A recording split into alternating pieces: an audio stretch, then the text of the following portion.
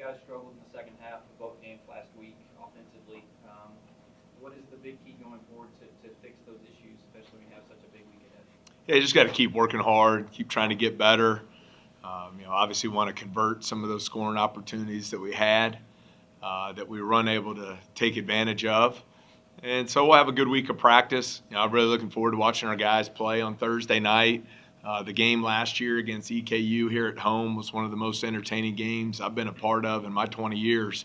And I expect another high-level matchup on Thursday. I know our guys will be excited and ready to roll and hopefully be able to defend our home court.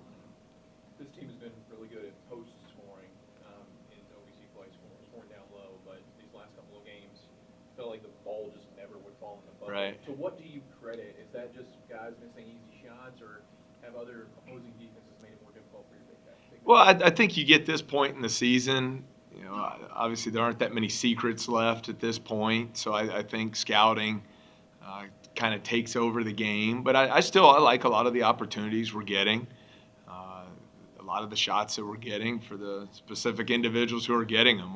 We'll take those every time.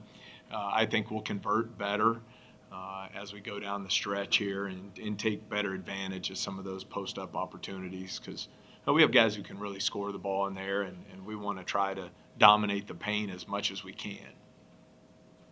Defensively, you guys have been really solid this year, but turnovers forced are down from the last few years. Is that a lack of aggression, maybe not trying to get beat to the basket, or what do you attribute that to? I could be wrong, but I don't think they're down that much. Even the last couple years, we haven't been a high turnover forcing team. The way our defensive system is built, I would say we're more geared toward having low field goal percentage defense, limit second shot opportunities. We haven't really been a pressing full court or high pressure team. I think we're more built on trying to be as solid as we can at that end of the floor. With that being said, offensively, our turnovers are too high. So we're losing the turnover margin battle, which I think is a very key stat that impacts winning. So we've got to make improvements at one end of the floor or at both and get that turnover margin stat more to our favor. Tell us about Eastern Kentucky. Up until the last game, they had a chance at winning a championship, a team that wasn't picked to do that. What has made them so good? Well, they are really explosive offensively. They've got a lot of guys who can score the basketball, have a lot of firepower, really shoot it well from three. They have guys who can create their own shots. They put you in some tough positions because they're fours. Both of them, Marino and Anderson, both play on the perimeter, can shoot the three, put the ball on the floor, very skilled. Jamaro Brown, 20 points a game. And then I think Trey King, a guy we recruited, I really like Trey. I think he's a really good player. I think he's taken a big step at the 5 position from his freshman to sophomore year. So they have good balance offensively. Then defensively, play extremely hard, force a lot of turnovers. They can mix their full court pressure, their traps. They also mix in some extended 2-3 zone. So just a very talented team. I think they're very well coached and play extremely hard. So I think that's been a big reason for their success as they move from the non-conference into league play. DeQuan picked up 2 quick fouls against SIU at Edwardsville, and you got some extended time out of both Chico and Noah Kamba.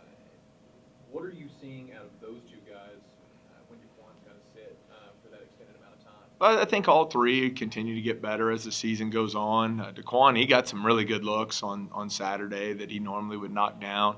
I thought Chico played really well. I know we've talked about it quite a bit, but it's been a while since I played, but I have to imagine it's tough as a freshman on 2 different occasions, missing a month out of the season, and the lack of continuity that comes with that. I think he's handled it extremely well.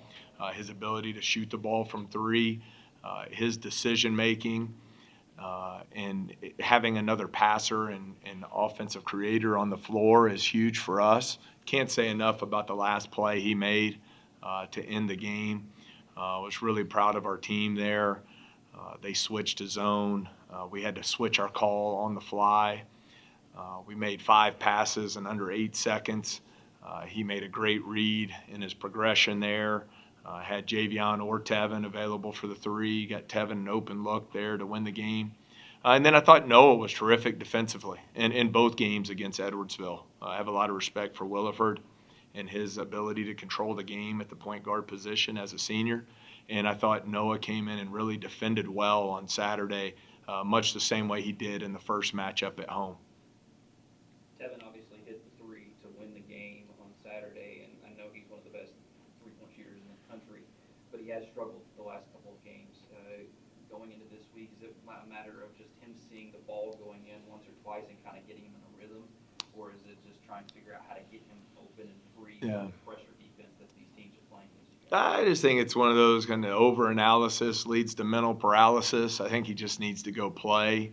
I think it's one of those things when you have a really good player, a really good shooter. We can sit and analyze it all we want. We can, talk about you got to make this shot, you got to make these free throws. I think he's the type of player who's going to get in the gym and work. I think that's where you get your confidence when you're not playing well or not shooting the ball as well as you would like. I think you just get in the gym and you invest more time in it, see the ball go in the basket, and you gain confidence from that. I think he'll have great confidence playing at home where he's played exceptionally well all season long. And, quite frankly, it's something I'm not concerned about at all. Have your opponents changed the way they defend Tevin? I think you see teams very physical with him, and some of the freedom of movement stuff that has kind of gone out the window in college basketball this year. You see a lot of denial defense on him, and try to use physicality.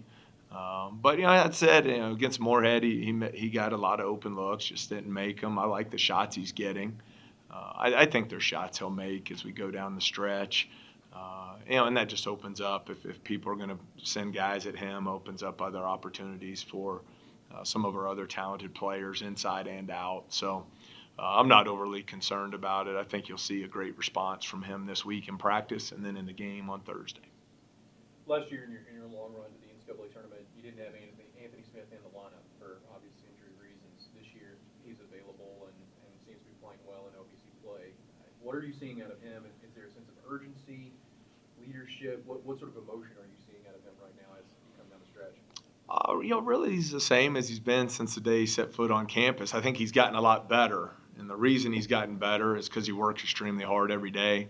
I've never seen him take a day off. I think he plays with great energy and motor. I think he brings a lot of toughness and character and leadership to our team. And I think he has some of those winning traits that are contagious. Guys obviously respect him because of how hard he works and how hard he plays. And I expect him to have a great finish to his senior year. He's invested the time, energy, and effort to make it happen. And now he just needs to go and enjoy playing his final week of his regular season here. As you head into the final weeks, everybody healthy and ready to go? Everyone who's been playing is healthy and ready to roll. I feel like, once we got Chico back, that's been a big addition, to our rotation.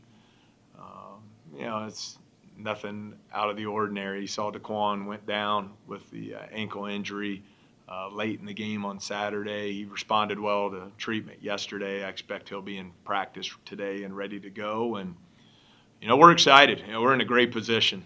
These guys have worked extremely hard all season long. To have an opportunity like this going into the last week of the season in the hunt for a regular season championship, we will certainly be tested. We've got 2 really good teams coming to Murray this week. I hope we'll have another awesome atmosphere on Thursday night. This Eastern Kentucky team's really good at both ends of the court. But I know our guys are excited and looking forward to it, and I'm sure we'll be ready to play come Thursday night. Coach, in the history of the program, 3 coaches have back-to-back 20-win seasons. You're one of them. To what do you give any credit to that? I just having a great coaching staff. Our assistant coaches are big time. I think since we added Coach Long, with Coach Long, Coach Kane, Coach Nichols, those 3 combined, I think something like 74 and 18 and 19, something like that. I mean, they just do a great job.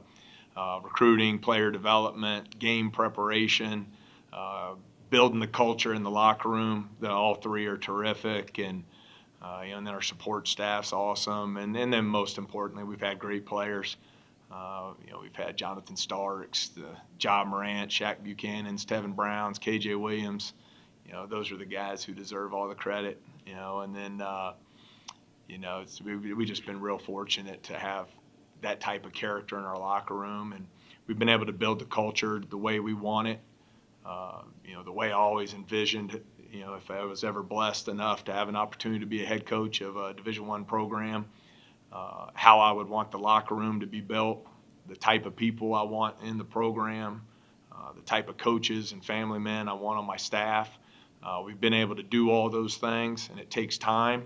And I believe in what we do, and really excited that it's something that will sustain for a long time because of the way we've built it. What was it that initially drew you to becoming a head coach in basketball? Oh man, I always wanted to play college basketball. Going back to, I remember being in first grade and watching my first NCAA tournament with my dad, watching March Madness.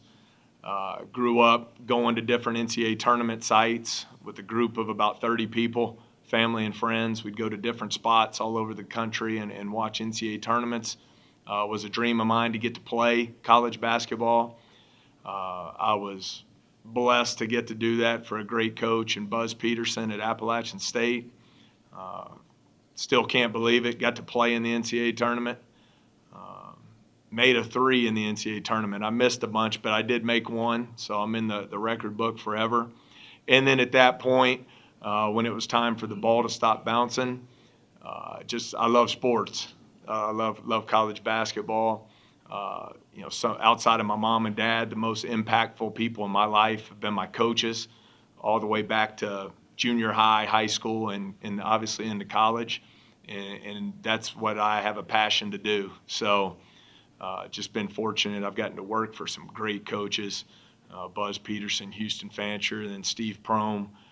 Even my 2 weeks at Louisiana Tech with Eric Conkle, who's one of the best people and coaches in all of college basketball. So just been really fortunate, and then more than blessed to get an opportunity to coach at a special place like Murray State, and just thankful for the opportunities.